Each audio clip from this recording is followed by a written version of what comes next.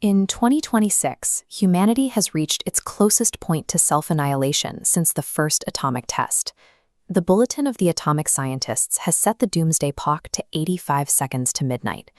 This marks a new low for global security, surpassing the previous record of 89 seconds established only 1 year prior. We're breaking down the mechanics of this collapse. Subscribe now to keep up with the story.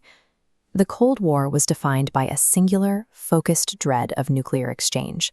Today, that threat has fractured into a multifaceted crisis. This is a polycrisis, a state where multiple global systems fail at once, creating a compounding effect that overwhelms our ability to respond.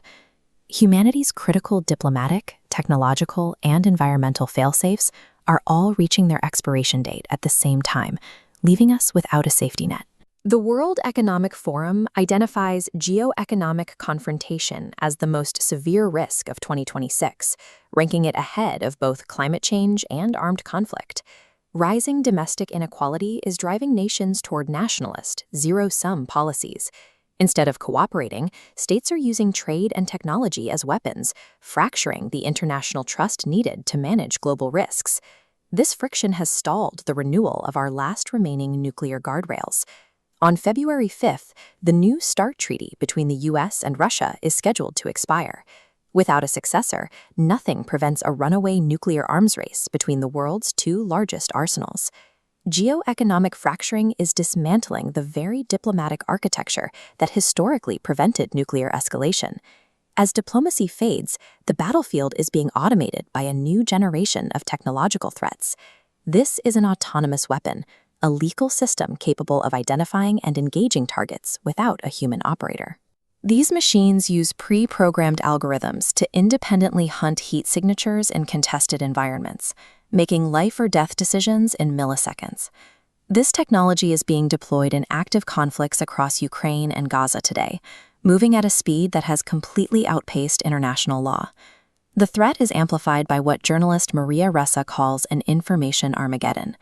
When AI-driven disinformation destroys the concept of shared truth, nations lose the ability to trust the data required for any future peace treaty. Unregulated AI is removing human accountability from warfare, while simultaneously eroding the public trust needed to end it. These political and technical failures are unfolding against the backdrop of a climate system that is reaching a point of physical irreversibility. This chart shows global temperatures crossing the critical 1.5-degree threshold. Even a temporary overshoot of this limit can trigger a chain reaction in Earth's physical systems. We see this clearly in the rapid retreat of Antarctica's Thwaites Glacier. It is losing ice faster today than at any point in 40 years. Once an ice sheet begins a major collapse, the process becomes self-sustaining.